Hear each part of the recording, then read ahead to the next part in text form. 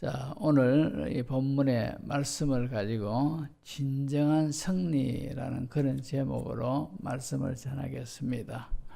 진정한 승리가 어떤 것인가 우리가 살펴보도록 합니다.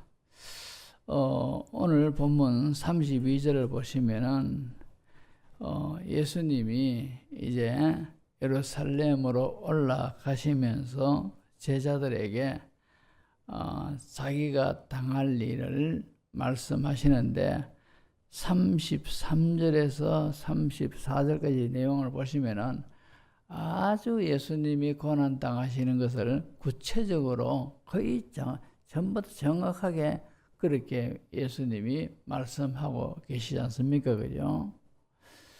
여기 보면은 33절에 보라 우리가 예루살렘에 올라가노니 인자가 대제사장들과 서기관들에게 넘겨지매 그들이 죽이기로 결의하고 그죠? 그리고 이방인들에게 넘겨주겠고 그러니까 그 당시 총독 빌라도에게 이제 총독 재판을 받으러 가지 않습니까? 그죠? 그래서 빌라도가 십자가형을 이제 선언을 하지 않습니까? 그리고는 다시 재차 받아가지고 대제사장 가야바 뒤뜰에서 예수님을 거기서 능욕하고 침뱉고 채찍질하고 그죠? 그리고 난 뒤에 아침에 일찍이 십자가에 못 박기 위해서 예수님을 골고다 언덕으로 이제 끌고 올라가지 않습니까? 십자가 지고. 그리고 3일 만에 죽으셨다가 3일 만에 다시 살아나셨는데 이런 내용들을 예수님은 아주 구체적으로 당하기 전에 다 이렇게 미리 말씀하시는 것을 우리가 보게 됩니다. 예수님이 이렇게 제자들에게 예루살렘에 올라가시는 도중에 자신이 고난당할 것을 이제 말씀을 하시지, 그죠? 하시는데 이것이 첫 번째가 아니고 도합 세 번째 예수님은 제자들에게 자신이 고난당할 것을 말씀하시는데 이 오늘 본문의 여기 이 내용은 마지막 세 번째 하시는 말씀입니다. 첫 번째가 보면은 마가복음 8장 31절에 인자가 많은 고난을 받고 장로들과 대제사장들과 서기관들에게 버림받아 죽임을 당하고 사흘 만에 살아나야 할 것을 비로소 그들에게 가르치시되 이것이 바로 처음 당할 것을 제자들에게 말씀하고 있습니다. 두 번째가 9장 31절이 있습니다. 이는 제자들을 가르치시며 또 인자가 사람들의 손에 넘겨져 죽임을 당하고 죽은 지 3일 만에 살아나리라는 것을 말씀하셨기 때문이더라 했습니다. 그리고 바로 오늘 본문의 말씀인데 근데 보면은 35절에 세베대의 아들 야고보와 요한이 이제 예수님께 나와서 자리를 구하는 것을 우리가 알지 않습니까? 하나는 주의 영광 중에 하나는 주의 우편에 하나는 좌편에 앉게 하여 주옵소서. 이렇게 그죠? 자리에 연연하고 더 좋은 자리를 요구하는 이것을 볼 때 예수님이 제자들에게 세 번이나 자신이 고난당하는 것을 말씀하셨어도 이들이 도무지 깨닫지 못하고 있다는 것을 알 수가 있습니다. 그러면은 야고보와 요한만이 못 깨달았느냐? 제자들 전부 다 예수님하고 길을 가다가 우리 중에 누가 크냐 하면서 막 다투는 그런 내용을 볼 때 베드로를 비롯하여 모두가 다 예수님이 순환당하시는 것을 못 깨닫습니다. 참 그러니까 얼마나 예수님이 답답해 그러시겠습니까? 그죠? 이처럼 우리가 참 이 제자들 마음속에는 세상 영광, 세상 어떤 벼슬, 세상 출세 이런 것들로만 가득 있으니까 주님이 세 번이나 그렇게 말씀하셔서도 그 말씀을 깨닫지 못하는 겁니다. 우리가 말씀을 받을 때도 내 마음속에 다른 것들로 가득 차 있고 다른 것들로 관심이 거기 속에 있으면은 하나님 말씀 들어도 은혜를 못 받습니다. 그죠? 예수님이 말씀하셔도 깨닫지도 못하는데, 그죠? 35절에서 37절을 보시면은 이 세베대의 아들 야고보와 요한이 주께 나와 여짜오되 선생님이여 무엇이든지 우리가 구하는 바를 우리에게 하여 주시기를 원하옵나이다 이렇습니다. 그죠?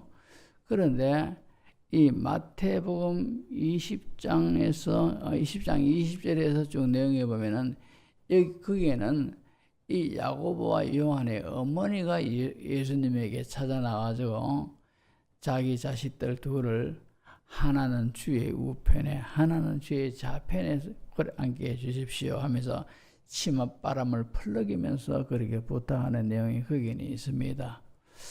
아마도 마태가 기록하는 그것이 좀 더 정확하지 않겠나 그래 생각이 듭니다. 왜 그런가 하니까 마가복음의 어떤 구성과 표현상 보면은 뭐 그렇게 크게 중요치 않은 것은 그냥 무시해 버리면서 사건만 그렇게 기록하는 것이 마가복음의 두드러진 특징입니다.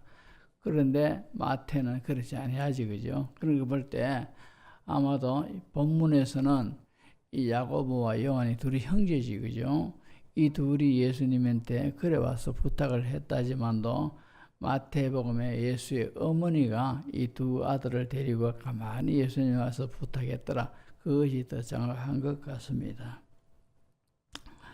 자, 이때는 예루살렘은 로마 군대의 지배하에 있었고 또 거기에다가 자신들도 잘 지키지 않는 613가지의 율법 조항을 이제 백성들에게 들이밀면서 이 율법으로 인하여 숨도 쉬지 못할 정도로 이렇게 백성들이 그 율법에 짓눌리게 만드는 종교 지도자들, 이런 사람들이 판치던 그런 시대입니다.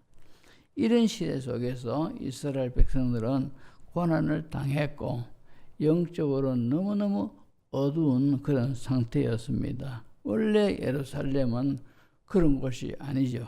하나님의 영광이 가득하였고 또 영적으로 활력이 넘치는 그런 도시입니다. 시온에서는 늘 찬양하는 소리가 끊이지 않았다라고 시편에 기록이 되어 있습니다. 그런 이런 도시가 지금은 영적으로, 도덕적으로, 현실적으로 완전히 부패하고 타락한 그런 도시가 되어버렸지요. 자, 이런 예루살렘에 예수님이 왜 올라가고 있습니까? 45절을 보시면은 인자가 온 것은 섬김을 받으려 함이 아니라 도리어 섬기려 하고 자기 목숨을 많은 사람의 대속물로 주려 함이라. 예수님은 지금 예루살렘에 올라가시는 이유가 뭐 크게는 섬기려 내가 지금 올라간다. 그렇게 말씀하고 계시더라는 거죠. 섬기러 올라가는 그 모든 섬기는 내용이 보면은 잡혀가지고 매도 맞고 이리저리 그죠? 참 시달림을 당하고 결국에는 십자가에 달려가지고 참으로 자신의 모든 것들을 대속물로 주는 그런 데까지 예수님은 섬기는 그런 모습이었습니다. 그래서 예수님은 예루살렘에 올라가시는 것이 크게는 섬기러 내가 올라간다. 그렇게 말씀을 하셨단 말입니다. 예수님이 세상 권력과 세상 같은 방식으로 이렇게 예루살렘을 정복하고 승리하려고 하지 않았습니다. 왜 그런가 하니까 예수님이 십자가에 달려졌어도 자, 12영 더 되는 천사를 명령해가지고 판세를 완전히 뒤집을 수도 있는 그 정도 능력을 가진 주님이십니다. 그죠? 그런데 예수님은 굳이 그렇게 하지 아니하시고 세상 어느 누구도 생각할 수 없고 생각을 못했고 흉내도 내지 못하는 그런 방법을 선택을 하셨습니다. 그것이 바로 섬김의 방법이더라 이 말입니다. 섬김의 방법으로 예루살렘을 정복하는 것이 바로 하나님의 방법이고 예수님의 방법이었다는 것이요. 영광의 면류관을 서기 위해 십자가를 지는 것, 그리고 매달려 죽는 것, 이것이야말로 기독교 복음이 갖는 역설적 능력이죠. 이 방법은 하나님은 인류 역사 속에서도 운영을 하셨습니다. 자, 그래서 예수님은 섬김의 본을 보이셨다라는 것을 우리들은 다 알고 있습니다. 그런데 문제는 알면서도 그 어떤 문제가 정작 본인에게 해당되는 것 같으면은 하나님 말씀은 말씀이고 나는 아니다 이런 식으로 그죠 뻗대는 그런 성도들이 참 있더라 말입니다. 그런 걸 보면은 목사가 금연하고 깨닫게 하는 것도 하나님 말씀을 인용하면서 금연하는 것 아니겠습니까? 그런데 하나님 말씀도 무시해버리고 자기 고집대로 한다 하면은 할 일이 없지 않습니까? 목사 무슨 수를 하겠습니까? 그래서 지금은 우리 교회 안 계시지만도 어떤 성도 두 분이 참 대소를 짜는 것 가지고 서로가 서로에게 양보를 안 하고 두 사람이 원수인 듯이 교회 와도 인사도 안 오고 참 이래 사이를 갈라내고 뭐 그래 있더라고요. 그래서 제가 하도 보기가 딱해가지고 이쪽 찾아가지고 자 하나님 앞에서 진정한 승리자가 누구겠습니까? 내가 먼저 손 내미는 사람이 이기는 사람입니다 하면서 이쪽 분한테 가서 저분에게 먼저 손 내밀고 미안하다 이해하라 이런 식으로 하면 보십시오 하니까 죽어도 안 한대요. 그러니까 또 저쪽 분한테 가서 제가 같은 말을 해도 내 눈에 흙이 들어가면 들어가지 나는 안 한다는 거라요.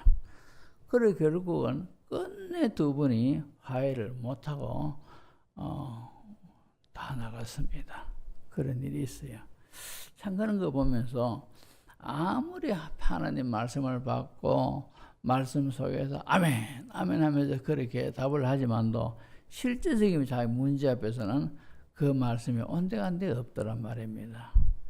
참 이런 것을 보면서 우리가 예수님의 이런 섬김의 방법 이런 걸 보면서 우리도 영적으로나 모든 면에서 섬기는 자가 승리하고 하나님이 인정하시고 이런 자가 복된 자다 이런 걸 알면은 우리가 그대로 그렇게 해야 돼요.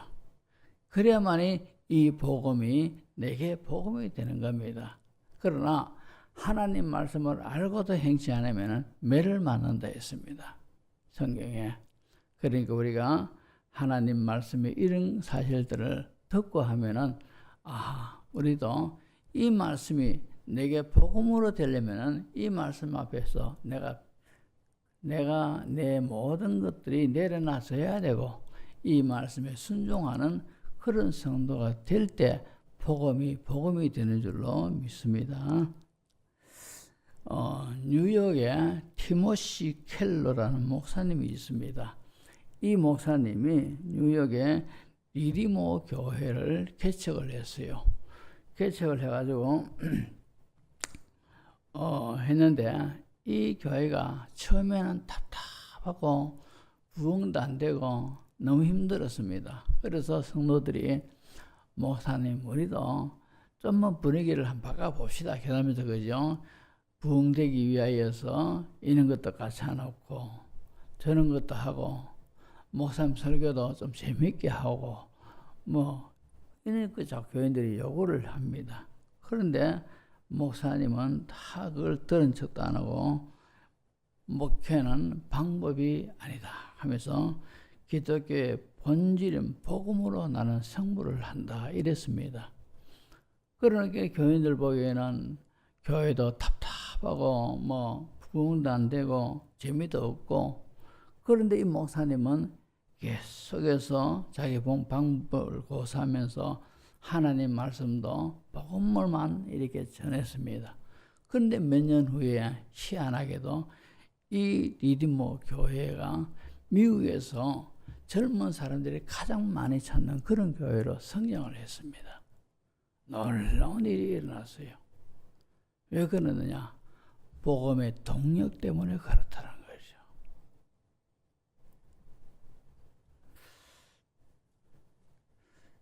재미있게 여러 가지 현대 감각에 맞게 하는 것, 나름대로 성취를 이룰 수 있으나 하나님이 원하시는 것은 복음은 복음다워야 된다는 것입니다.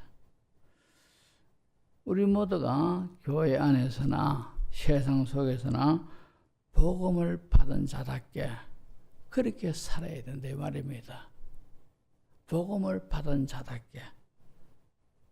이것이 바로 승리하는 비결입니다. 보라 내가 세상을 이겼노라. 예수님 말씀하시지 그죠?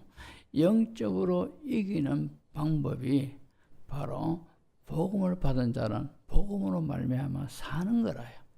복음대로 사는 것. 이게 바로 승리의 삶입니다. 자, 예수님이 능력으로는 못하실 리가 없지 않습니까? 근데 예수님은 예루살렘을 정복하러 가시는데 그 정복의 방법이 섬김을 받으러 올라가시는 것이 아니라 섬기는 방법으로 예루살렘을 정복을 하셨더라 이 말입니다. 자, 예수님이 그렇게 십자가에 관해서 말씀을 하셨는데도 제자들은 깨닫지를 못합니다. 그들의 관심은 다른 데 있더라 말입니다. 그죠? 자, 그래서 37절, 38절 보면은 여짜오되 주의 영광 중에 우리를 하나는 주의 우편에 하나는 좌편에 앉게 하여 주옵소서. 예수께서 이르시되 너희는 너희가 구하는 것을 알지 못하는도다. 내가 마시는 잔을 너희가 마실 수 있으며 내가 받는 세례를 너희가 받을 수 있느냐. 그렇게 이제 예수님이 묻습니다. 물으니까 39절을 한번 보십시오. 39절을 보면은 뭐라고 말을 하니까 그들이 말하되 할 수 있나이다 이렇게 말을 했습니다. 지금 예수님이 자 내가 줄 것이 아니라 누구를 위하여 38절을 다시 보시면은 너희는 내가 마시는 잔을 마시며 내가 받는 세례를 받으려니와 받을 수 있겠느냐는 거지, 그죠? 38절에 내가 마시는 잔을 너희가 마실 수 있으며 내가 받는 세례를 너희가 받을 수 있느냐 하니까 지금 제자들은 말귀를 못 알아듣는 겁니다, 그죠? 그렇지만도 이 제자들이 말하되 할 수 있나이다 이렇게 말을 하더란 말입니다. 영문도 모르고 말뜻도 모르지만도 할 수 있느냐 하니까 무조건 내용도 모르면서 할 수 있습니다. 제자들이 그렇게 말을 했지 않습니까? 했지만도 참 우리 믿는 사람들이 하는 말은 우리가 조심해야 된다는 이유가 실제적으로 이 야고보와 요한은 같은 친형제가 아닙니까? 근데 이 예수님의 제자 중에 제일 먼저 순교자가 야고보입니다. 또 요한은 반대로 제자 중에서 가장 오랫도록 살은 사람이지, 그죠? 그렇지만도 이 요한의 마지막 삶은 그는 어떻게 보면 살아있는 순교자다 그렇게 말할 정도로 정말로 그죠? 오로지 복음만을 위하여 목숨 내건 그런 삶을 그는 살았습니다. 이런 것을 보면서 예수님이 자 내가 마시는 잔을 너희가 마실 수 있으며 내가 받는 세례를 너희가 받을 수 있느냐 이런 말 뜻도 모르지만도 할 수 있나이다. 이들은 그렇게 대답했더란 말입니다. 그런데 영문도 모르고 대답한 이 말이지만도 그러나 그 말이 그대로 이루어지는 것을 우리가 보지 않습니까? 그죠? 이런 것을 보면서 우리 성도들은 참 말하는 것도 우리가 조심스럽게 말을 해야 돼요. 왜? 우리 속에는 하나님의 영이 있단 말입니다. 영문도 모르고 했는 말이지만도 그 말에는 능력이 나타나요. 그래서 우리가 성도들을 위해서도 말을 할 때도 복된 말을 하지, 그죠? 저주가 섞인 듯한 잘 되는 거 두고 보자 이런 식으로 하면 큰일 납니다. 항상 그죠? 복된 말, 은혜로운 말 이런 말을 할 줄 알아야 되지 부정적인 말 하면 큰일 납니다. 자, 이제 말씀을 정리하면은 교회를 섬기는 것도 또 세상을 섬기는 것도 우리가 그렇게 복음을 갖고 섬기는 자세로 나아갈 때 결국에는 승리하게 되어 있습니다. 주님이 승리케 하신단 말입니다. 영적으로나 현실적으로도 그래요. 자, 이런 것을 할 때 우리는 교회 생활하면서 섬기는 성도가 되어야 되고 세상에서도 우리는 섬기는 자가 되어야 진정한 승리를 할 수가 있습니다. 이런 성도가 다 되시기를 주의 이름으로 축복을 합니다.